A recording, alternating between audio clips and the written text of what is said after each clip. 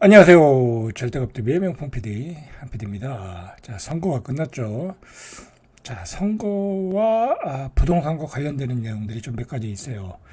자, 그거를 오늘하고 내일 조금 얘기할게요. 자, 오늘은 이제 무슨 얘기를 하고 싶냐면, 이번에 이제 뭐 이거 정치 얘기는 아니에요. 자, 부동산과 관련된 얘기예요. 자, 충청도에서 이제 뭐라고요? 뭐 서울과 경기도가 지금 야당이 이기는데 결정적이었는데 뭐랄까 마지막 카운터 펀치를 충청도가 줬다. 여당의 입장에서는 자 보시죠. 충청도의 압승 그죠? 28곳 중에 21곳을 야당이 가져간 거예요.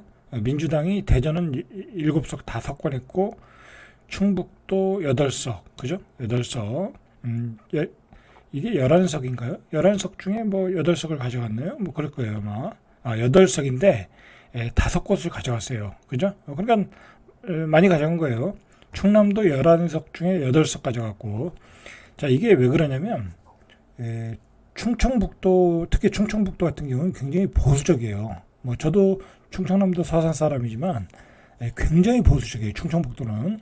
충남 사람보다 더 보수적이에요. 여기는 쉽게 말해서 이렇게 다른 도시에서 이렇게 유입되는 것보다는 이 토박이들이 많은 도시예요. 그죠? 여기 내륙에 있어가지고.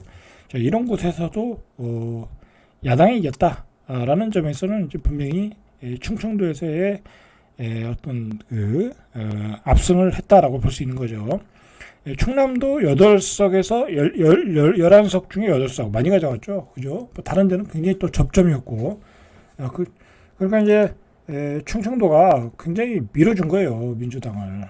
자, 왜 밀어줬나? 부동산과 또 관련이 있어요. 자, 22대 총선 최종 득표율이 67%. 자, 보세요. 세종이 70%예요. 세종이 아마 이 투표율이 제일 높을 것 같은데요. 그죠? 최고라고 그러잖아요. 최고.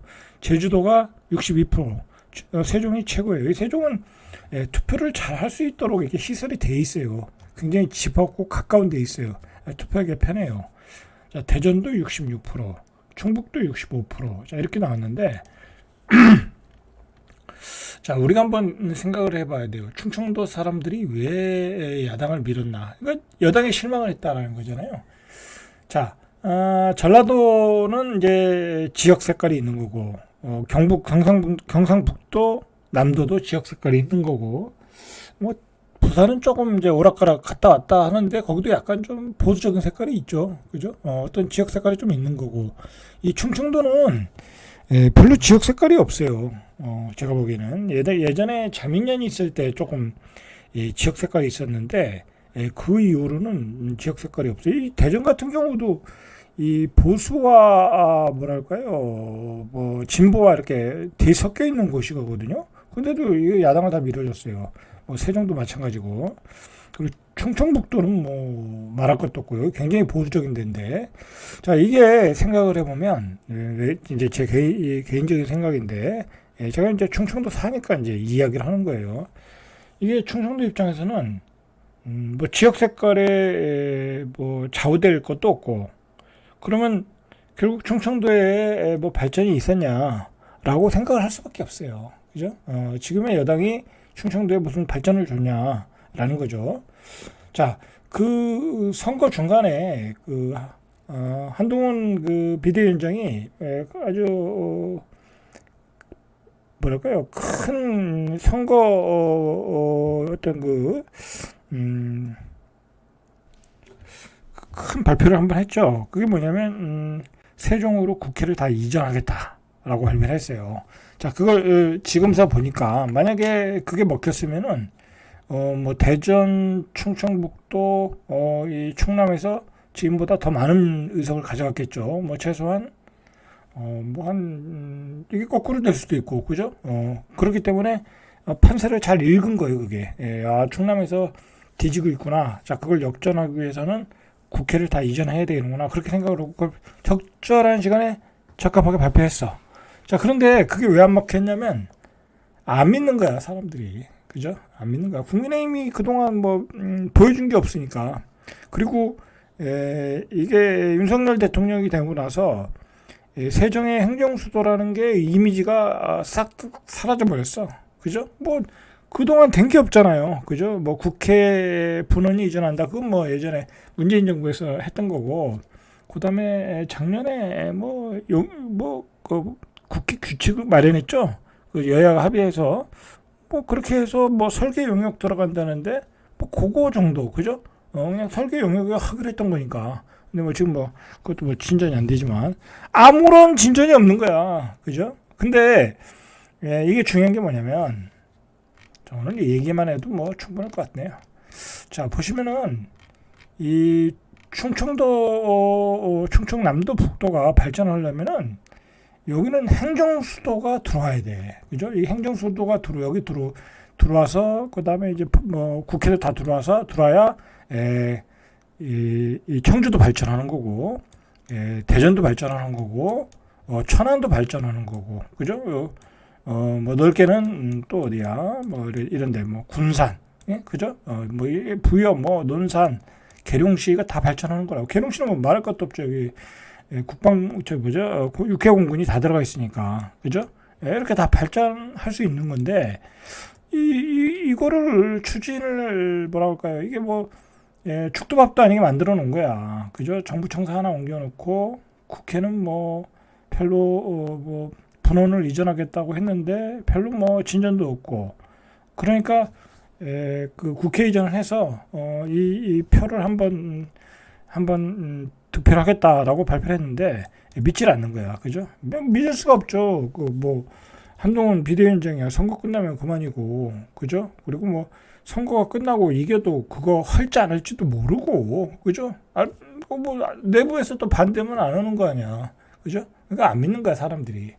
자, 그러면서 별로 약발이 없었던 건데 결국은 이 충청도에 사시는 분들이 아무리 생각해도 발전이 안 보이는 거야. 뭔가 비전이 안 보이는 거야. 그죠? 뭐 대전이 뭐 비전이 있어요? 그죠? 인구는 계속 감소되고, 그죠? 뭐 발전이 없잖아요. 그죠? 뭐 타 지역도 마찬가지지만 사실은. 근데 뭐 타 지역은 그냥 지역 색깔이라도 있으니까, 그죠? 어쩔 수 없이 찍어줘야 되는 게 있잖아요. 근데 여기는 뭐 지역 색깔이 있는 것도 아니고, 우리가 지금 정부가 우리를 위해서 뭐 한 게 있느냐라고 볼 때 아무것도 없는 거야. 한 2년 동안. 거기다가 대전은 또 여기 뭐 R&D가 많잖아요. 그죠? 또 연구개발비도 다 삭제하고 뭐 그러다 보니까 더 민심이 안 좋았고 결국은 뒤늦게 발표를 했지만 그거에 대한 신뢰성은 떨어지고 자, 이 충청도가 캐스팅 보도가 이번에 확실히 됐어요. 그죠? 자, 결국은 이 지역을 잡으려고 하면 뭐 여던 야던 청주 대전 이 세종 천안 이런 지역을 충청남북도를 잡으려고 하면 결국은 행정수도를 완성시켜야 되는 거야. 그죠? 뭐 자기들이 얘기하듯이 워싱턴처럼 행정수도를 완성해야 돼. 근데 행정수도 완성하려면 국회를 이전해야지. 그죠? 국회 이전을 서둘러 해야지. 그죠? 서둘러서 하고 전부 다 이전을 해야죠. 그리고 본인들이 또 발표를 했잖아요. 그죠? 발표하고 서울 여의도를 이 고도 제한을 풀어서 고층 아파트 짓고 공원도 만들고 뭐 국제 금융 도시를 만들겠다 뭐 그렇게 얘기했잖아요. 그죠? 뭐 그렇게 가면 되는 거예요. 안 그래도 서울 사람이 많아가지고 사람 살 때도 부족한데, 그죠? 그렇게 해야 돼요. 그러니까 결국은 앞으로 뭐 대선도 있고 그렇겠지만 뭐 여던 야던 여기에 빨리 이 행정수도를 만들어 줘야 그리고 그래야 여기 충청도가 지역 발전이 있는 거고 그리고 여기다가 국회를 이전해줘야 다 온전히 이전해줘야 국회의원들이 여기 살면서 이 서울 중심적인 사고를 버리게 되는 거야. 그죠? 여기서 있으면 지방에 있으면 아무래도 서울 중심적인 사고를 버릴 수밖에 없죠. 그러면 다른 지방도 발전이 있는 거지. 그죠? 서울에 앉아 있으면 자기들 집을 다 서울에 다 놓고 국회의원도 서울에 다 놓고 선거 때만 거기 내려가서 선거하고 뭐 그러면 그게 뭐 지역 발전이 뭐가 되겠냐고. 그죠? 그리고 우리나라는 이게 남북한이 대치되어 있기 때문에 어떤 행정수도는 좀 뒤로 빠져주는 게 낫다고 유사시를 위해서 자 그거로 이렇게 분석을 해야 돼요. 이게 충청도는 뭐 별로 윤석열 정부 들어서 뭐 특본 게 없다 뭐 한마디로 비전이 다 날아간 거야. 그죠? 행정수도 이전이 시들시들해지고 뭐 그러면서 이렇게 선거 결과가 나왔다라고 생각을 하시면 될 것 같아요. 자, 뭐 선거 결과는 그렇다 치고, 자, 오늘 뭐 인구 통계가 하나 나왔는데 보시죠. 내국인이 사라지고 있다. 그러니까 뭐 이제 다문화 가구가 늘고 있다라는 거죠. 그죠? 2042년 되면은 생산 인구 10명 중 1명이 외국인이라는 거야. 생산 인구죠. 생산 인구. 그러니까 이제 일하시는 분 중에 1명이 외국인이라는 거야. 당연히 이제 저출산 고령화로 인구가 줄어들고 있으니까 2042년엔 노인 부양 부담도 지금보다 2.6배 이상 늘어난다. 그죠? 아이는 없고 노인들은 많아지니까 뭐 당연한 얘기죠, 이제. 자, 중위축의 기준으로 보니까 한국의 총 인구가 2022년에 보니까 뭐 재작년이죠. 5,167만 명. 그다음에 2042년에 4,963만 명. 그죠? 몇 배? 그냥 뭐 광역시 대구 하나가 없어지는 걸로 보면 되겠네요. 그죠? 204만 명. 그러니까 2042년에 대구 하나가 없어진다라는 거죠. 자, 내국인 구성비로 같은 시기 96.8명에서 2042년에 94%로 바뀐다라는 거죠. 이게 이제 문제는 뭐냐면 생산 연령 인구 15세에서 64세에서 더욱 두드러지게 나타난다는 거예요. 자, 중위축으로 내국인 생산 연령 인구는 2022년에 3,527만 명, 2042년에 2,573만 명으로 줄어든다. 이거 뭐 대란이 일어나겠네요. 그죠? 대란이 일어나겠어. 사람 부족 현상이 일어나고 뭐 그냥 임금은 폭등하겠네요. 그죠? 외국인 생산 연령 인구는 147만 명에서 236만 명으로 1.6배 늘어난다. 그죠? 이제 뭐 생각해 보세요. 이게 다 투표할 수 있는 사람들이잖아요. 그죠? 뭐 물론 이제 더 나이가 먹어야 되는 사람도 있지만, 자, 236만 명이 투표권을 갖는다고 하면 이 사람들도 무시 못하는 거야. 그죠? 자, 외국인 구성비는 중위축에상 8.4%, 고위축에상 10.1%까지 올라간다.